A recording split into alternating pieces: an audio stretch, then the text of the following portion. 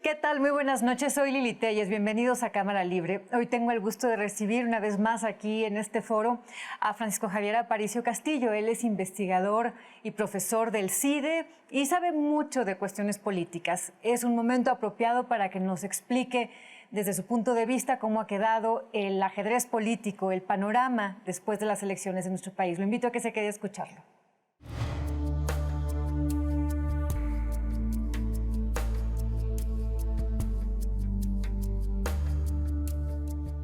Profesor Aparicio, bienvenido una vez más a Cámara Libre. Hola Lili, muy buenas noches. Pues nos gustan mucho tus análisis en cuestiones políticas y hoy pues es el momento propicio para que nos platiques cómo ves las cosas, cómo quedó este panorama después de las elecciones, de la intensísima jornada electoral que tuvimos en la que desde mi punto de vista pues hemos ganado todos los mexicanos con una democracia más fortalecida.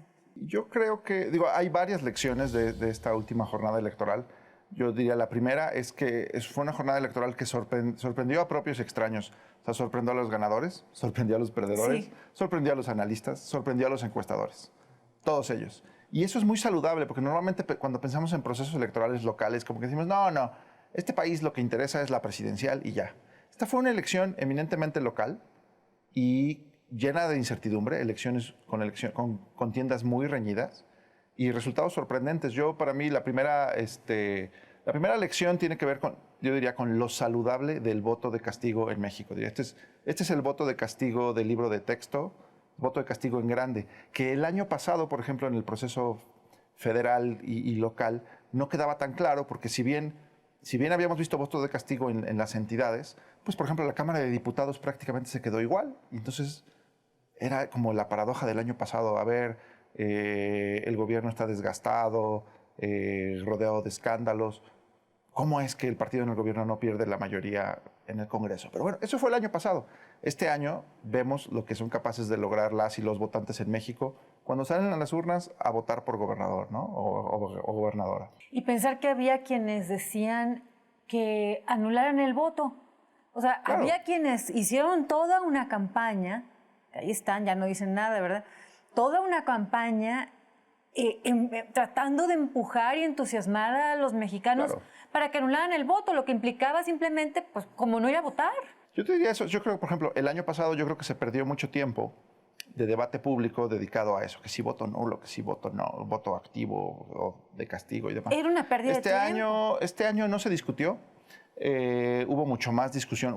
Fueron campañas agresivas, ¿no? Los perdedores se duelen de que campañas negras y demás. Bueno, al que le queme el calor, que se salga de esto. Fueron campañas muy, yo diría, vibrantes. A lo mejor no todo era espectacular, pero los gobernadores que van saliendo no son espectaculares, muchos de ellos, ¿no? Y entonces yo creo que sí, contra el argumento extraño del voto nulo, está aquí el argumento y la evidencia del voto de castigo.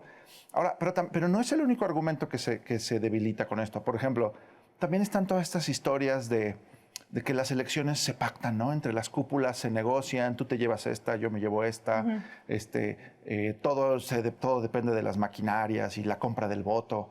Bueno, el argumento de las maquinarias, la compra de voto y la negociación cupular no embona con alternancia en 8 de 12 gubernaturas. Nunca habíamos tenido ese nivel de alternancia en este ciclo electoral. Como que ya viene a quedar como un mito, ¿verdad? Pues por lo menos se debilita, porque yo sé que son cosas que sí ocurren, pero tenemos que entender que en general el que decide quién gobierna en este país son las y los votantes. Pues que ocurría más en el pasado. Sí, ahora creo que las personas sabemos que el voto es un arma muy poderosa. Sí, y yo creo que eso... Y lo usamos. Yo creo que tenemos creciente evidencia de voto de castigo en México, creciente evidencia yo llamaría de un votante sofisticado. El votante sofisticado es el que puede premiar a un partido en el gobierno, pero castigarlo en el municipio y votar de otra forma para el Congreso, por ejemplo. O abstenerse en una elección, pero no en otra, ¿no? Sí, no tomar una boleta y todo lo mismo. Sí, no, exacto.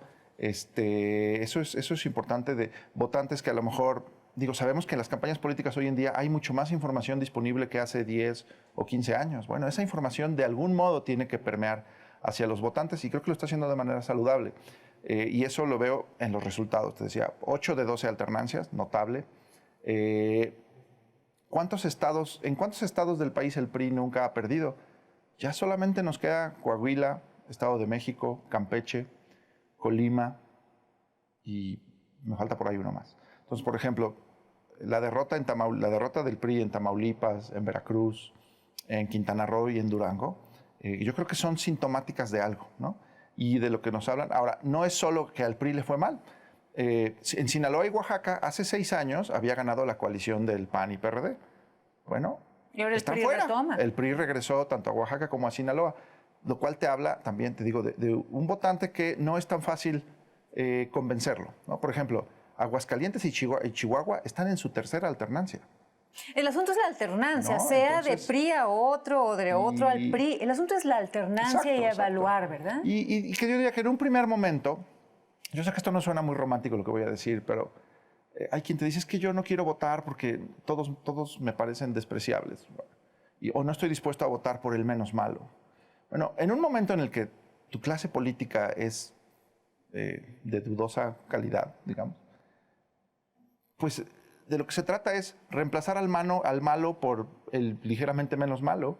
Y esto eventualmente, si lo vas repitiendo, eventualmente te van llegando o te tendrían que ir llegando mejores y mejores gobernantes. Yo creo, por ejemplo, en los lugares donde ya vemos alternancia repetida, es lo que podríamos esperar. O sea, lo que ha pasado en Aguascalientes o lo que hemos visto, por ejemplo, en Querétaro, que de repente hay gobiernos bien evaluados y que son derrotados en las urnas. Entonces, es pasar de un votante que puede decir, bueno, yo te castigo votando por el menos malo, a un votante que dice, ¿sabes qué? Aunque gobiernes bien, yo prefiero conocer a otra opción porque no me parece lo suficiente.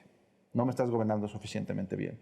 Eso yo creo entonces que eso es el votante sofisticado que dices. Sí, yo creo que o un votante más exigente, ¿no? O más consciente del poder de su voto. Ahora, aquí también estoy jugando a la interpretación, ¿no? Cada voto tiene una historia, cada votante, cada ciudadano decide las razones de su voto, pero estoy pensando en los procesos electorales son un mecanismo de rendición de cuentas, no son el único. Para que la rendición de cuentas electoral funcione, pues básicamente los votantes tienen que evaluar desempeño. Y algo que sí vimos en esta elección es que en varios de los estados donde hubo alternancia, eran estados donde los gobernadores, los gobiernos en turno, eran de los peor evaluados. Entonces, si tu gobierno, tu gobernador está rodeado de escándalos, de violencia, de crisis económica, ¿no? Lo conducente es, lo lógico, lo sensato sería que los votantes te echaran del poder. Y creo que eso lo vimos en varios casos, ¿no? Ahora, pero también vemos otros casos, por ejemplo, Aguascalientes, porque hay quien dice, no, pues es que en Aguascalientes las cosas iban bien. No lo sé, hace 3 años se perdió la capital de Aguascalientes y ahora el PRI pierde la gubernatura. E incluso en los estados que pensamos que son bastiones del PRI, por ejemplo, Hidalgo lo retuvo el PRI, pero perdió Pachuca, ¿no? Tlaxcala lo retuvo el PRI, pero estuvo muy reñido. Eso es saludable porque le da mejores incentivos a los políticos de todos los partidos de hacer las cosas bien, de tener más cuidado con la selección de candidatos, por ejemplo. Y eventualmente lo que esperamos es que haya mejores gobiernos. Eso todavía nos falta por ver. ¿Y qué opinas después de este proceso electoral sobre la cantidad de spots que tuvimos que ver, que escuchar? Es un sistema, digo, con todo esto... ¿Crees que vaya a cambiar con estos algo? síntomas saludables que menciono, también hay algunos vicios, ¿no? Entonces, yo diría, bueno, tenemos una saludable competencia electoral, pero es funcional en la medida de lo que hay, ¿no? Entonces, tenemos un sistema electoral todavía muy rígido, sobre todo en el acceso a medios, ¿no? Entonces, es cierto, tenemos quizá demasiados spots y muy pocos debates, ¿no? Este año como que vimos un poquito más de campaña negativa que en el pasado, pero lo que no vimos fue un debate, o sea, candidatos y candidatas a gubernaturas debatiendo uno con otro, acusándose cara a cara, donde puedas responder de inmediato, ¿no? Eso nos hace falta y nuestro modelo de comunicación política no lo tiene o incluso lo desincentiva, ¿no? Porque si en algún medio, en algún noticiero entrevistas a 2 candidatas y te faltó un tercero, pues entonces puede llegar el tribunal a darte un manazo, ¿no? Entonces ahí el modelo sí está como muy abigarrado La mejor forma de conocer a un candidato político finalmente sí son los debates, ¿verdad? Yo creo que es un debate, bueno, es el escrutinio de las campañas. Cuando algunos analistas te dicen, es que esas campañas negativas espantan al electorado, qué cosa tan fea. Pero hay en todo el mundo. Bueno, a ver, así es esto. Y el principal momento en el que puedes escudriñar la vida y obra de una candidata o candidato es en la campaña, porque ya que está en el poder, va a ser mucho más difícil quitar a alguien del poder. Si a medio camino descubres que tenía un historial oscuro o que tenía mucha cola que le pisaran o era un corruptazo. En la campaña tus adversarios, tus rivales políticos son los que tienen el mejor incentivo para revisar quién eres. Y si un partido político presenta candidatos indeseables, pues tiene que ser derrotado en las urnas. Entonces el momento ideal para vislumbrar todo eso son las campañas. Yo no es que esté a favor de una campaña negra, por supuesto que no, pero es un juego rudo. Sí, y es en las campañas donde se pone más fuerte. Claro. El que tenga una piel muy suavecita, pues obviamente se va a asustar y va a salir corriendo. Se dedique a otra cosa. Ahora, porque está la alternativa que es que las campañas de propuestas, es cierto, el debate también le permite a los mayores debates, permite que candidatas y candidatos pues presenten propuestas, y que esas propuestas también sean criticadas. Porque cuando la gente habla de quiero campañas propositivas, la verdad es que tener miles y miles de spots con promesas al aire, promesas poco factibles, eso tampoco informa mucho. Lo que te informa es el contraste, contrastar propuestas con críticas y a las críticas darle una réplica, ¿no? ¿Cómo ves cómo quedó el mapa electoral? Bueno, los colores de los estados, el país, todo en su conjunto. El mapa, si lo coloreamos así de tintes partidistas, pues es un mosaico muy interesante. Tienes el máximo, el PAN nunca había tenido tantas gubernaturas, el PRI nunca había tenido tan pocas gubernaturas. El que ahorita está muy apagado pues sería el PRD. Pero mira, en la competencia electoral basta que hayan dos, ¿no? ¿Y Morena? Y Morena va en ascenso, ¿no? Morena va en ascenso, no ha conquistado cargos electorales importantes, pero bueno, el experimento de la elección constituyente de la Ciudad de México te demuestra que Morena va en ascenso frente al PRD. A mí no me sorprendería nada que en 2018 Morena ganara la Ciudad de México. O sea, yo no sé quién va a ganar la presidencia, pero dudo mucho que Morena no ganara la Ciudad de México. Y eso debe preocupar mucho al PRD. Yo creo que este resultado lo que nos garantiza prácticamente es que la elección del 2018 puede ser mucho más reñida que lo que hemos conocido, ¿no? En cuanto a la forma de perder, ¿sientes que todavía no aprenden a perder? Aquí... Bueno, por ejemplo, a mí lo que me preocupa de las derrotas que hemos visto es que lo que no estoy muy seguro es que los partidos políticos aprendan o reaccionen suficientemente a la derrota. ¿A qué voy? Este año al PAN le fue muy bien, pero hace 4 años al PAN le había ido muy mal, ¿no? Quedaron en tercer lugar en la elección presidencial. Ahora, ¿quiere decir este éxito que el PAN aprendió de su derrota? Yo no estoy muy seguro porque yo no veo al PAN reinventado.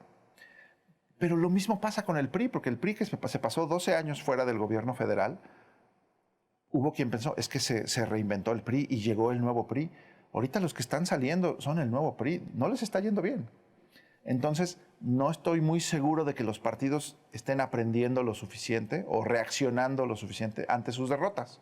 Pero te digo una cosa, quizá eso no sea tan importante, porque el partido que se duerma en sus laureles justamente le está cediendo terreno a sus rivales, ¿no? Basta con que uno de varios se ponga las pilas para que esta cosa vaya funcionando mejor, quiero decir.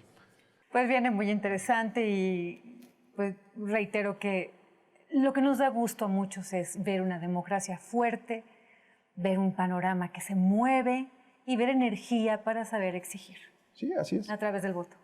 Así es. Gracias, profesor Francisco Javier Aparicio del CIDE, es investigador y profesor de Asuntos Políticos. Yo también le agradezco que nos haya escuchado. Soy Lili Telles. Le recomiendo, si se va a desvelar, que siga con la programación de la barra de opinión aquí de Azteca Opinión. Y si se va a dormir, le deseo que tenga una excelente noche. Hasta la próxima.